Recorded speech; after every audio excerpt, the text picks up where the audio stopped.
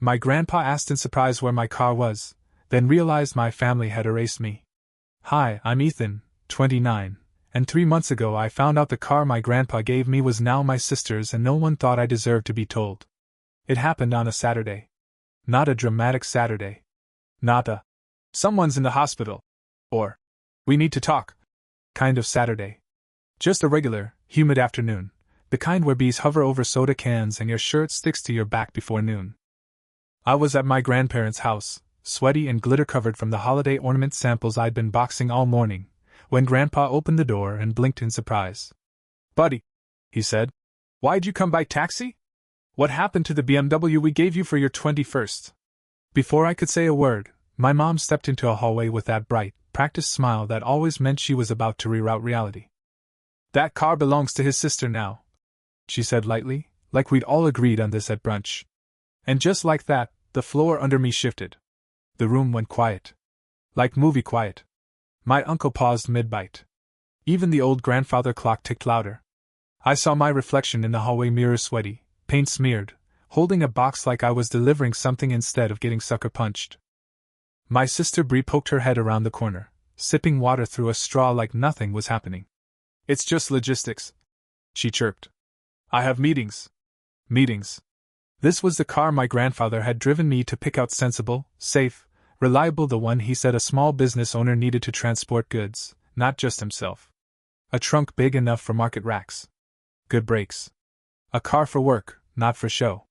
Now it lived in Bree's Instagram stories. #HustleWheels. I didn't argue. Not yet. I couldn't. I just followed Grandpa to the table like a dog that wasn't sure if it had been kicked or imagined it. And that's when Grandpa, kind and quiet and more dangerous than a judge when he's disappointed, folded his napkin and asked the question. "When did the car start belonging to your sister?" No one answered. So he turned to me and said, "Tell me, son, the truth."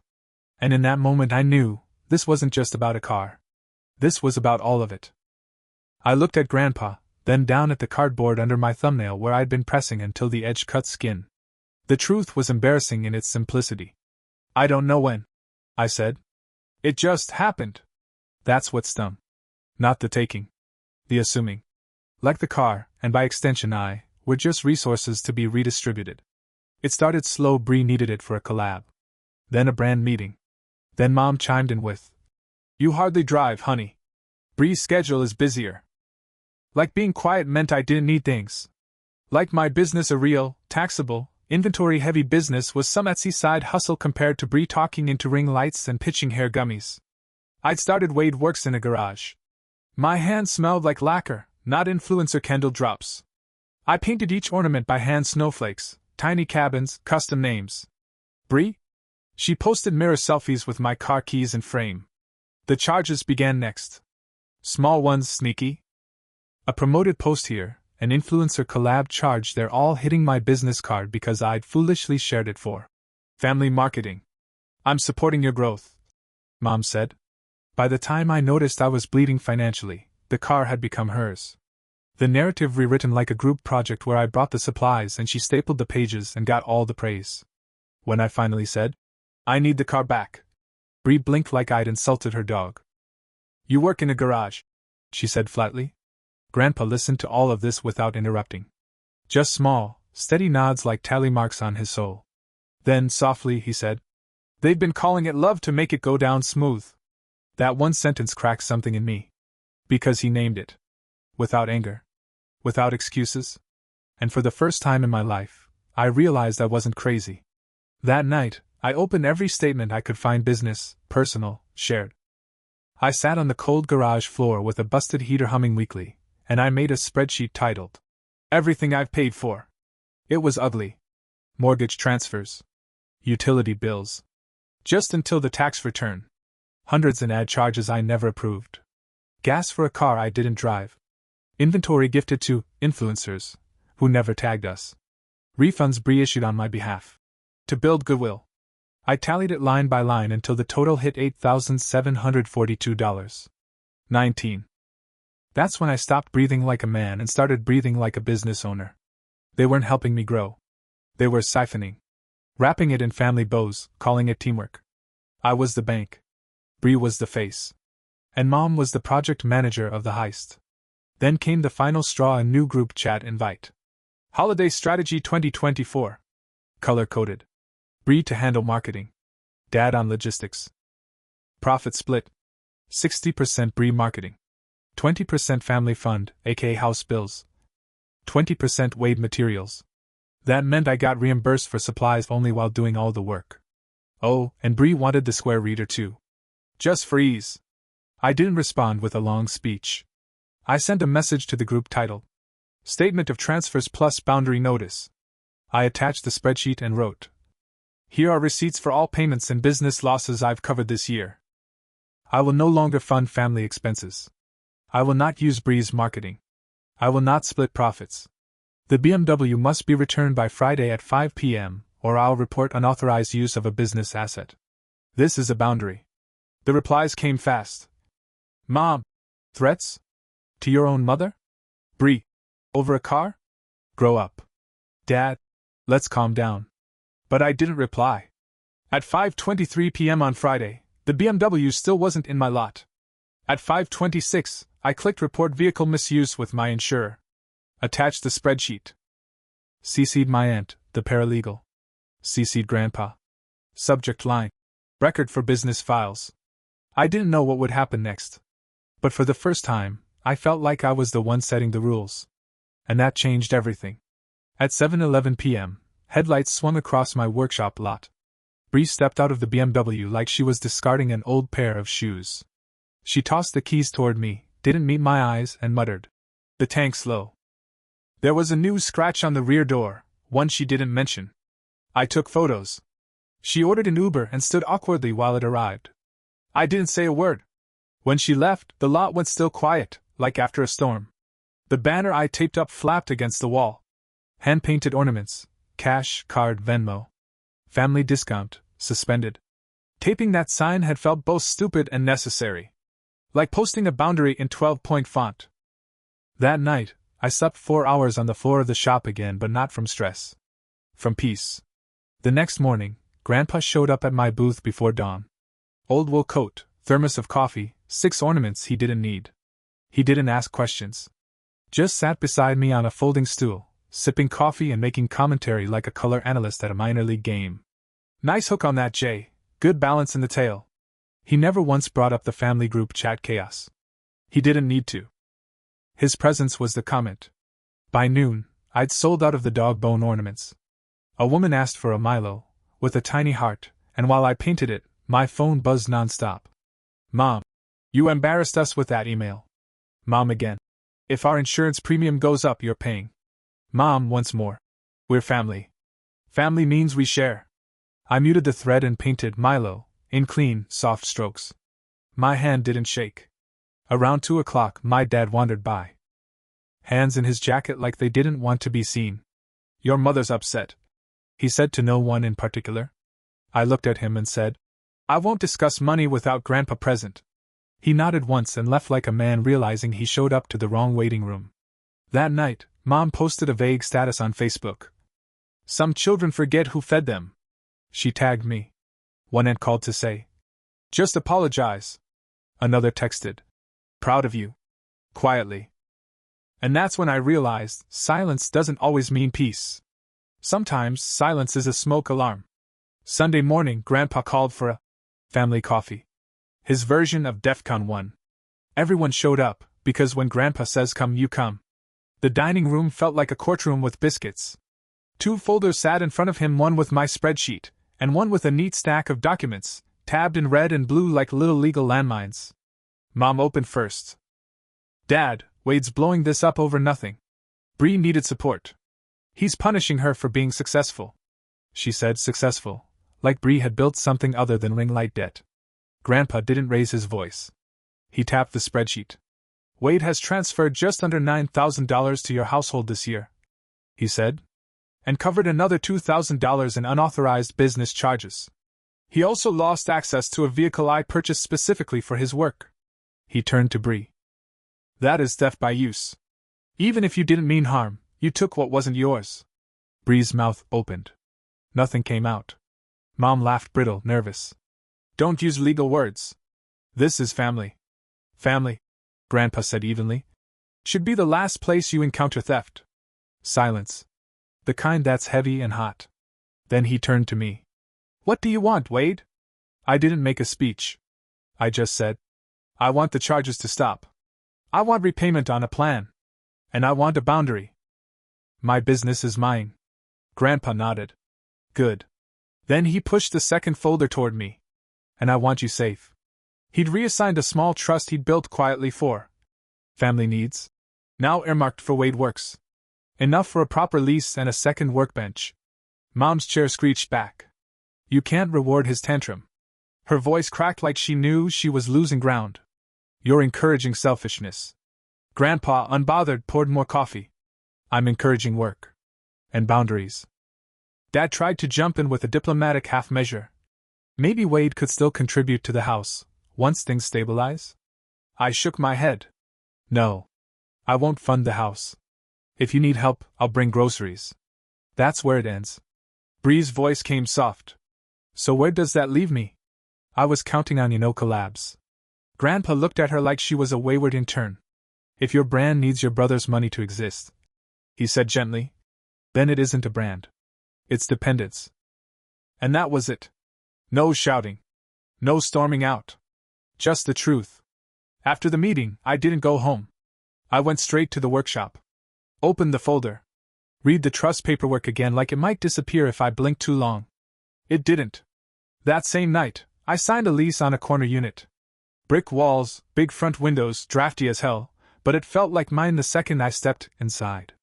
It smelled like dust and possibility. Grandpa met me there with a tape measure and a sandwich. We moved racks in silence, both of us grunting when we lifted something too heavy for either of our backs. At one point, he pointed to the front window and said, You should put your name there. Not the family. Just yours. So I did. Wade Works. Custom ornaments. Small things, steady hands. I printed a sign. I painted the front door myself. Bree texted the same day asking if she could borrow a few blank ornaments for a new series she was doing called Cozy Creator Vibes. I said no. She sent a thumbs down. Then a selfie captioned, Still rising. Okay. Mom called to ask if she could use the BMW. Just for Dad to check something under the hood. I said the car stays locked in my lot. With a steering wheel club. She called it dramatic. I called it a boundary. The local paper came by 2 weeks later to do a piece on holiday makers. They took a photo of my hands permanently silver from paint and called it atmospheric. Grandpa clipped the article and slapped it on his fridge under a tomato magnet. He pointed to it every time I visited like it might grow if we stared long enough. On Christmas Eve, I packed up all my seconds. The smudged hats, the off-center lettering, and dropped them at the senior center. The manager cried. Said, These are perfect to us. On the way home, I drove past my parents' house. Bree was filming by the tree. Perfect lighting. Perfect smile. I saw the ring light reflection in the window. For a second I ached. Then I kept driving. I had cocoa to make. And a shop to open in the morning. January was quiet. The kind of quiet that lets you hear what your own thoughts sound like without someone else's voice wrapped around them. I'd forgotten what that felt like. I used the trust to finally fix the leak above the back shelf. Bought a real spray booth, one that didn't sound like a dying blender. I even hired a high school kid named Jess to help in the afternoons. Jess was a godsend. She packed straighter than I did and told me when my displays looked like a divorced dad's garage sale, which apparently is Gen Z for needs work. We laughed a lot. It was strange, at first laughing and meaning it. Mom still tried. Probes, not conversations. Family dinner Saturday. Bring some ornaments. Bree's launching a new line. Can she borrow the BMW to film something in the trunk? Each time, I replied with 4 words. Can't. Shop hours. Thanks. That was it. That was the line. Sometimes she responded with a thumbs down. Sometimes nothing. Dad stopped by the shop twice. Once to buy an ornament shaped like a fisherman. 1989. Painted under the boots. He didn't explain. He paid in cash, said Grandpa was proud. Said I'd done right. He didn't look me in the eye when he said it, but I could tell he meant it. Bree showed up once. No phone in her hand. No story to post. Just jeans, sunglasses on her head, and a quiet look I didn't recognize. She bought a tiny camera ornament. Paid full price. Said it was for a friend. We didn't hug. We didn't fight. We didn't say much. But we were two adults at a counter, and for the first time, that felt like a start. It started happening more often. Customers, strangers, standing in front of my booth, telling me stories that felt like mine in disguise. A nurse said, "I finally stopped paying my brother's parking tickets. Bought this little calm ornament to celebrate." A retired grandma whispered, "Told my daughter I'm not the holiday ATM this year." A dad laughed while I lettered, "Maggie," in gold script on a snowman. Took my pickup back. My son was using it as a family Uber. They'd leave lighter. Like the ornament weighed something before it weighed nothing. Each story made me feel a little less alone. Like the world was full of people who'd been made into furniture in their own families, and finally stood up. On a Tuesday, Grandpa came in with a crossword puzzle and sat in the back. He didn't say much until halfway through a particularly ugly bluebird commission, when he muttered, "Work is long but honest. That beats applause." I didn't reply. Just kept painting. Because I finally got it. My no wasn't cruel. It was the reason I could still say yes to the things that mattered. Mom kept trying to slip money into her sentences. "Bree's brand is still growing, maybe just help with." I'd nod politely. Step over it like it wasn't there. When she tried to guilt me, I let silence do the heavy lifting. Dad hovered like a moth choosing between lamps. Bree didn't ask again. But she came in once more and left a 5-star review under a fake name that I recognized anyway. Her version of an apology. And Grandpa? He just kept showing up. He never said, "I'm proud," more than once. But every time he pulled up a stool and bought an ornament he didn't need, it echoed louder than any speech. Because what he did back at that dinner table. He didn't rescue me. He stood beside me while I rescued myself. A few weeks later, I got an envelope in the mail, no return address, just my name in Mom's loopy cursive. Inside, a typed letter, single-spaced, passive-aggressive word doc energy. "Family is not a bank statement. You're punishing us for needing you. You have no idea how much we sacrificed. We raised you. We housed you. We supported your art when it was just a hobby. We did our best. You don't get to rewrite history because you're finally making money." No signature. Just that. I read it once, then again. Then I folded it in half, slipped it into the back of my receipts folder, and never replied. Because she was wrong. I wasn't rewriting history. I was telling the truth out loud for the first time. I kept building. Jess helped redesign the display with pine crates and fairy lights. Grandpa donated an old cash box with a busted lock. I kept it anyway. It squeaked just right. Valentines came and went. I painted hearts and initials. A young guy bought one that said, "It's me. Hi." I didn't ask questions. March brought rain and a small leak in the back wall, which I fixed with YouTube and a lot of yelling. I passed by my parents' house once, late at night. The lights were on. Through the window, I saw Mom curled up on the couch, Bree at the table editing something on her laptop. Dad asleep in the chair? I felt a pinch in my chest. But not the old, deep kind. Not guilt. Just grief for a version of me that would have rushed in to fix everything. Now? I let the porch light pass by like a train I didn't have to board. I went home to my shop, my cocoa, my ugly bird ornament with the too big beak that still makes Jess laugh every time she sees it. One morning in April, I opened the shop to find an envelope slipped under the door. No return address. No dramatic wax seal. Just a folded sheet of lined paper with Bree's handwriting, messier than usual. "Wade. I know I made it worse. I'm not ready to say I understand everything. But I know you didn't deserve what we all piled on you. The car, the money, the marketing stuff. I thought it was just what families did. I see now it was taking, not sharing. I'm trying. I got a part-time job, real job. No promo codes, no ring lights. I miss when we used to steal cereal at midnight. Sorry. B. I stood there holding the letter while the open sign blinked behind me like a slow exhale. I didn't text back. I didn't tell her it was okay. But I didn't throw the letter away either. I pinned it behind the register next to my first cash sale receipt. Not a trophy. Just a mark of motion. That week, I released a new line of ornaments. Not holiday. Not themed. Just tiny versions of boundaries. A little wooden, No. A snow globe that red? Not this time. A tiny door. Locked. They sold faster than any set I'd ever made. People didn't want decoration. They wanted symbols. Permission. Proof. Jess started calling them emotional exit signs. One woman bought 3 and said, "My therapist is going to cry." At the end of that day, I sat in the back, drinking tea out of a chipped mug I refused to replace. Grandpa stopped in, nodded at the crowd thinning outside, and said, "Looks like your little shop is holding just fine." I smiled. "Not wide. Just real." "I think it is," I said. Then we turned off the lights, locked the door, and sat in the quiet that I earned, not by being loud, but by drawing the line and never moving it again. A week after that letter from Bree, I got a message request on Instagram. It was from my cousin Erin, the quiet one who never commented on the family group chats but always sent a birthday text. Her message was simple. "I saw what you posted about the new shop. I'm really proud of you. My brother still lives off my parents. I'm too chicken to say no. You make it look possible." I stared at it for a long time before replying. "It's not easy. But it gets lighter." That week, I made a new display, the Boundary Line collection. All neutrals. All quiet pieces. Each ornament had a single word.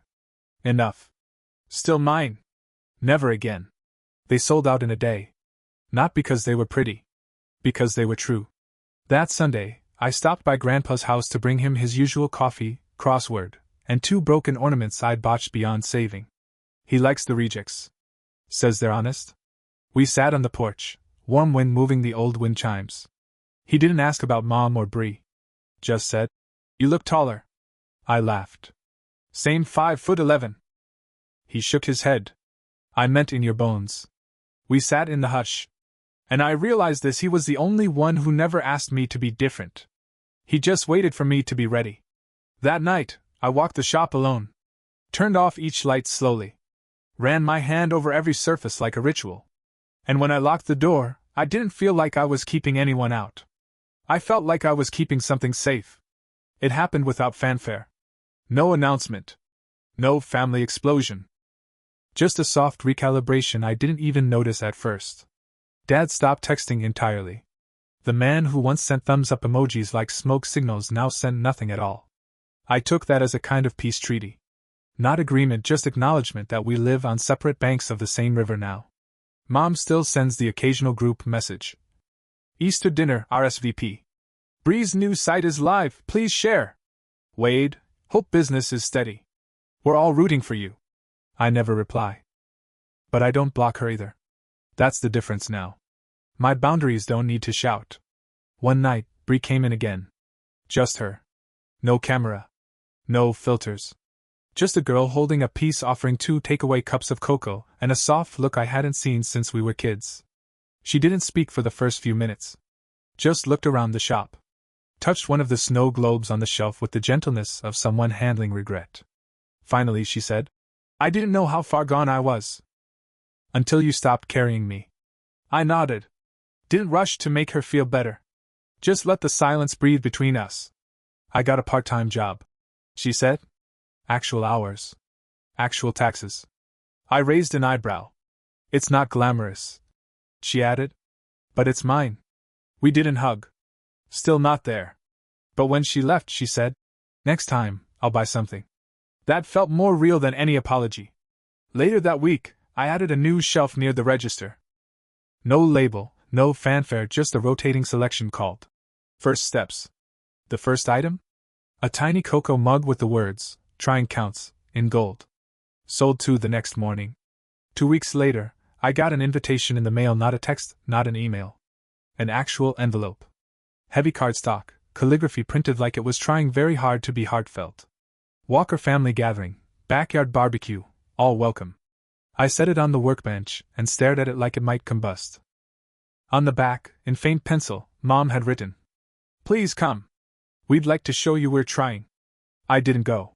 Instead, I spent the afternoon reorganizing inventory with Jess, who found the invitation in the trash and asked, "You sure?"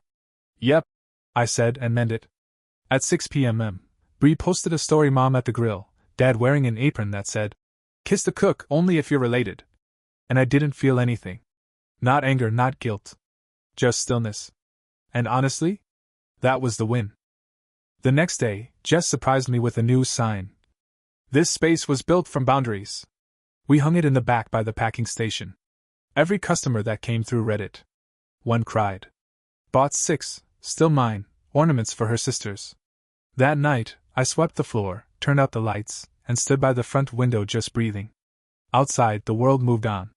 Inside, everything I'd built stayed exactly where it belonged. No final. Just steady. Spring turned into early summer. Orders slowed, but not in a scary way, in a manageable way. The kind of pace that let me finish my coffee before it got cold. Jess started designing her own mini collection punna little animals with names like Snail Mail and Be Yourself. They sold out before I even figured out how to price them right. I gave her a raise. One afternoon, a woman came in looking nervous. Late 40s, soft cardigan, sunglasses on even though the day was overcast. She picked up a "no" is a complete sentence ornament, held it like it was fragile glass, and asked quietly, "Do people ever hate you for walking away?" I didn't answer right away. I just pointed to the sign over the register. This space was built from boundaries. She smiled. Tears welled. She bought 5 ornaments, paid in cash, and left before I could ask her name. I told Grandpa about it later that evening as we sat on his porch, watching his tomato plants do absolutely nothing. "You know," he said, "people think boundaries are walls. But they're really doors with locks. You decide who gets a key." I thought about that all night. The next morning, I added a tiny brass key to my shop's display window. No sign. No label. Just the key. Let people wonder. Let them ask. The right ones would understand. 2 months after that forgotten family barbecue invite, I walked into the shop one morning and found something waiting for me. A box. No name. No return address. Just a simple cardboard package on the mat outside the door, sealed with painter's tape and hope. I opened it slowly. Inside was a single ornament, one of mine, from 2 years ago. A snow globe with a cabin and a crooked tree. The paint was faded, the seal slightly cracked. But inside it was a folded note. From someone who didn't understand then, but understands now. "Thank you for drawing the line. It helped me find mine." That was it. No name. No clue who sent it. I stood there holding it, surrounded by dozens of new, perfect pieces, and realized that this cracked one, that this was the most valuable thing in the shop. I put it on the front counter, right under the square reader. Added a label. Original. Paid for in full. That same week, Bree posted a video. No intro music. No brand voice. Just her on a walk, wind in her hair, eyes tired but real. "I used to think being liked meant being right," she said. "But sometimes it just means being allowed." I got used to being allowed everything, and it made me forget how to earn anything. My brother set a boundary. It felt cruel. It wasn't. It was a map. So here I am, trying to find my own coordinates. Without his keys. Without his car. Just me. I watched it twice. Then put my phone down and kept painting. Because this time, she wasn't asking me to clap. Just to witness. Later that month, I got a call from the local school district. They were doing an entrepreneurship month, and wanted to feature local makers. They asked if I could speak to a class of high school juniors about starting a business from nothing. I almost said no. Then I remembered what it would have meant to 16-year-old me, covered in paint and glitter, thinking this isn't real work because nobody around him treated it like it was. So I said yes. I stood in front of 23 wide-eyed kids and told them the truth. I didn't start with a vision. I started with $8 in my checking account and the need to feel like I mattered. And then, one ornament at a time, I carved out a place where I did. They clapped. Not loud. But real. Afterward, one girl lingered and asked, "What if your family thinks your dream is dumb?" I handed her, still mine, ornament from my pocket and said, "Then your dream's already doing its job." Later that night, I walked the perimeter of my little shop like I always do before closing. I checked every shelf, every rack, every silly little bunny Jess had painted in her own quiet rebellion. And I said out loud, to no one but myself, "This is mine." Not the building. Not the ornaments. Not even the story. Just the choice to keep going. One small, steady, sacred yes at a time. The last Saturday in June, the shop was buzzing. Not viral buzzing, just alive. A woman came in looking for a birthday gift, asked if we had anything for someone finally choosing themselves. Jess pointed her toward the news shelf labeled Reclaiming Season. The woman bought 3. Said, "My divorce was finalized yesterday. This feels like a party favor." Meanwhile, a little girl brought in a broken ornament one I'd made 2 years ago, glitter flaked off, snowman's hat chipped.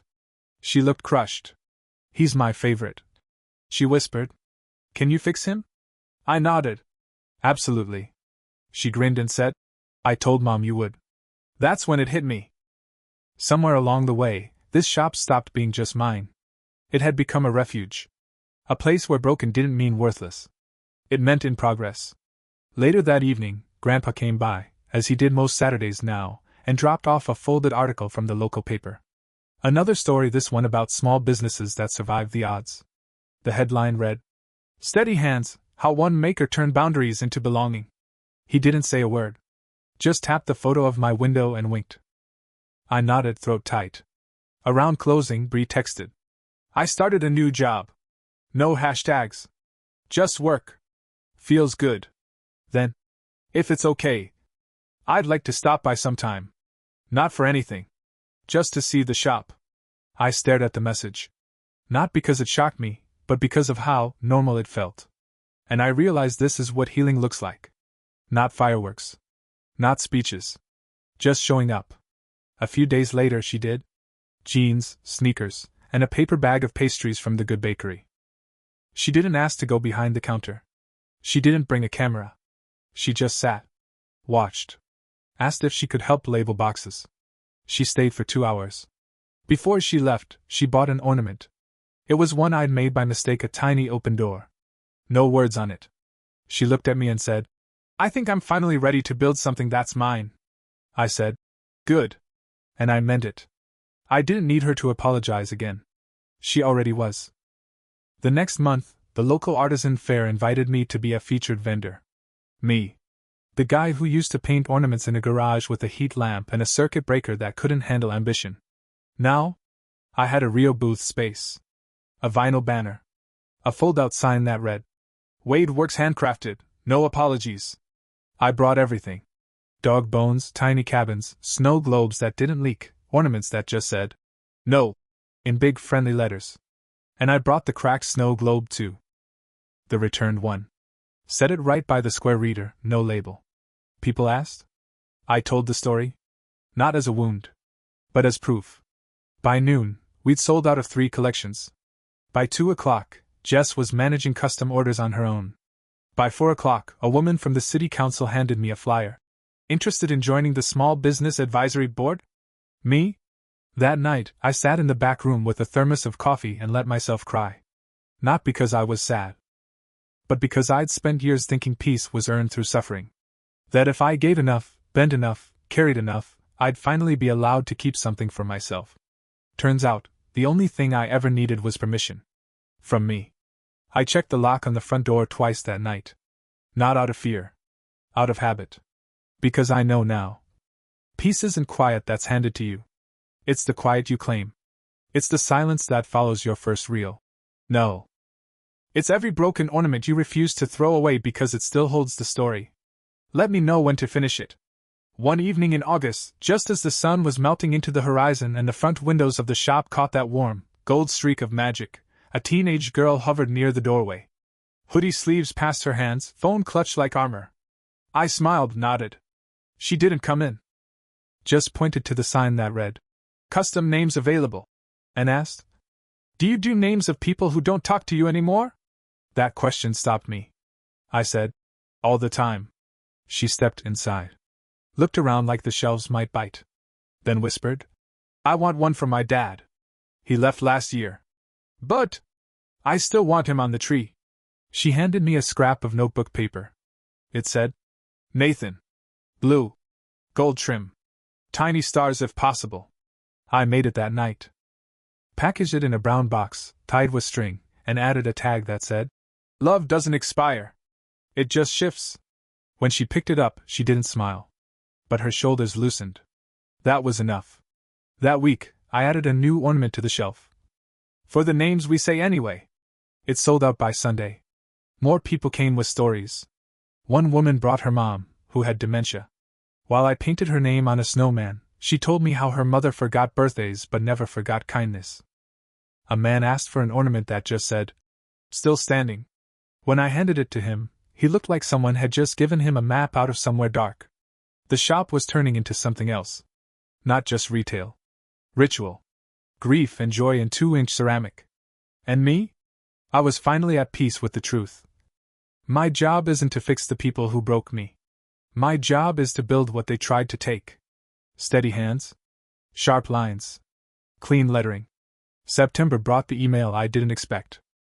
Subject: Feature Request. Holiday Maker Series, National Spotlight.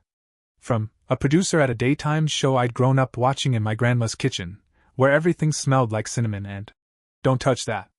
They wanted to interview me. Me. Not just for the ornaments. For the story. They'd seen the article, the booth photos, the quietly viral posts Jess started managing on our modest Instagram account, captions like, "Saying no can be an ornament too." I almost said no. Not because I didn't want the attention, but because I didn't want the story repackaged into a feel-good clip where boundaries get softened into quirky courage. But the producer wrote something that changed my mind. "Your story isn't just about ornaments. It's about permission. About people who need to hear it's okay to keep what's theirs." So I said yes. They filmed the shop. Interviewed Grandpa. He made them laugh 3 times before coffee. They even asked Jess how we met, and she said, "He hired me because I was blunt. I stayed because he lets me be." And when the episode aired 2 weeks later, something cracked open in the best way. Messages poured in. From other quiet kids turned adults. From people still sharing bank accounts with guilt. From a woman in Montana who wrote, "I painted one of your signs by hand and hung it on my fridge. It says help when you can. But never by erasing yourself. Thank you for showing me that isn't mean. It's just honest." The shop got busier. But not hectic. Just full. The kind of full that feels earned, not frantic. That same week, Mom emailed me. No subject line. Just 2 lines. I saw the segment. "You looked calm. I think I'm finally starting to understand. If I ever get there, can I visit?" I didn't reply right away. I walked to the back. Opened the drawer labeled Boring Armor, and looked at all the contracts, passwords, and paper trails that used to be my entire identity. Then I looked around the shop. At the hand-drawn signs. At the wall of testimonials Jess had started taping up with washi tape. At Grandpa's old cash box. At the tiny blue mailbox ornament that started it all. I smiled. Then wrote back. "You're welcome to visit. But not to manage. Not to strategize. Just to see. No keys. No requests. Just you if you're ready. I won't explain the boundaries again. They're staying where they are." She came on a Thursday. No warning. No entourage. No family meeting. Vibes. Just Mom wearing a cardigan I didn't recognize and sneakers that looked like they hadn't walked in years. Her hair was pulled back, no makeup, eyes unsure. Jess spotted her first and mouthed, "Do I banish her?" I shook my head. "Give us the room." Mom stepped inside like it was church. Like the walls might remember what she'd said before. She walked the shop slowly. Stopped in front of the display labeled Reclaiming Season. Ran her fingers along a "Still Mine" ornament. Paused at "No is a gift." She didn't pick anything up. Didn't talk. Until she reached the register, where I stood behind the counter. Where I'd stood the day she told me I was selfish for protecting what I'd built. "I didn't come to fix anything," she said, voice like dry paper. "I just wanted to see it." I nodded once. She looked at the ornament on the counter, the old cracked snow globe, the one returned and pinned with a note. Her hand hovered over it, then pulled back. "I remember when you first started," she said. "Thought it was a phase. Paint and glitter and late nights in a garage. I didn't see the shape of it." "I know," I said quietly. She blinked fast. "I was scared," she added. "Not of your failure. Of your distance. Of the part of you I didn't control." That landed. It hurt. But it was the most honest thing she'd ever said to me. She reached into her bag, pulled out a tiny white box, and slid it across the counter. "I made you something. It's not good. But it's real." I opened it. Inside, a hand-painted ornament. Crooked lettering. Slightly smudged. It said, "Still your mother." I didn't cry. I didn't cave. I just reached under the counter, pulled out one of our first steps boxes, and put hers inside. Carefully. No label. No charge. She didn't ask if she could come back. She didn't try to rewrite anything. She just said, "I'll tell Bree it's beautiful. And I won't ask for keys." And then she left. Not dramatically. Not defeated. Just quieter. A week later, her ornament went up on the wall of offerings. Jess had started. No name. Just the words. "Still your mother." Fall arrived like it had something to prove. Crisp air, earlier sunsets, and a line outside the shop every Saturday that wound halfway down the block. Jess started calling them the Quiet Revolution crowd, people who didn't want to fight anymore, just own what was theirs. I added a new window display. "Not everyone will clap. Do it anyway." It became our most shared post. One woman drove from 3 states away just to buy the ornament that said, "Still standing," in person. She stood in front of the counter crying, holding it like it was an heirloom. That night, I stayed late after closing, cataloging inventory and drinking cocoa that had gone cold an hour ago. I looked around the shop's scuffed wood floors, walls covered in names, shelves of tiny truths, and I felt it. Not pride. Not relief. Something deeper. Ownership. Not just of the business. Of the story. A story that had started with a boy who said yes until he disappeared. And ended well, no? Continued with a man who finally said no, and watched his life come into focus. At 9:43 p.m., a text from Bree. "Made my first sale today. No discount. Customer said she liked my lines. I told her my brother taught me how to make them straight." I smiled. Typed back. "Good. Keep going." Then I shut the lights. Locked the door. Stepped into the cool, quiet night. There was nothing chasing me. No storm to brace for. Just my feet on solid ground.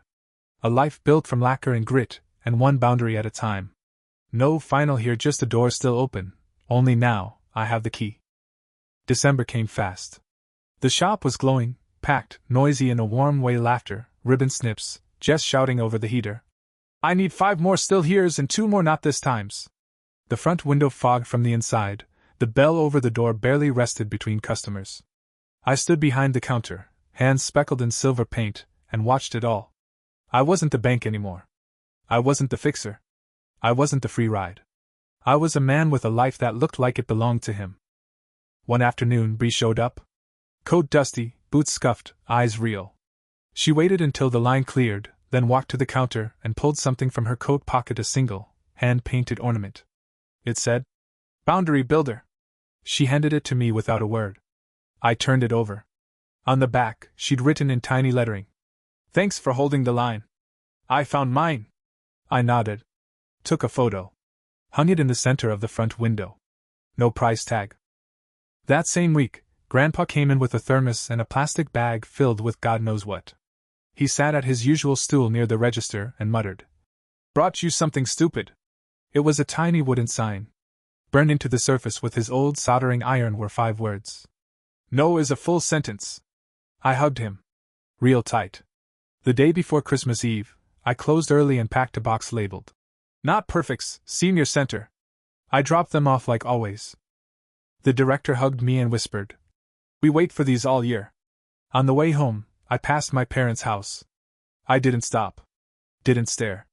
Just smiled at the porch light and kept driving. Back at the shop, I taped a new sign to the door. Closed December 24th to 26th. Rest matters. See you soon. Inside, I poured cocoa, turned on a string of warm lights, and sat down at the back table with Jess and Grandpa. We didn't talk about the past. We didn't talk about the business. We talked about favorite animals and who had the ugliest ornament. Jess won intentionally. And I realized I wasn't just building a business. I'd built a family. One that didn't ask me to prove my worth in silence or sacrifice. One that honored the no just as much as the yes. Later that night, I stood by the window and watched the snow fall. And I thought about every version of me that once believed being used was the same as being needed. I let him go. Not with anger. Not with grief. Just with thanks. He got me this far. But I'll take it from here. Later that night, I stood by the window and watched the snow fall. And I thought about every version of me that once believed being used was the same as being needed. I let him go. Not with anger. Not with grief. Just with thanks. He got me this far. But I'll take it from here. And I did. I took it farther than he ever dreamed. One name at a time. One quiet no at a time. One person stepping into the shop and saying, "Can I tell you something I've never said out loud?" Yes. You can. You always can.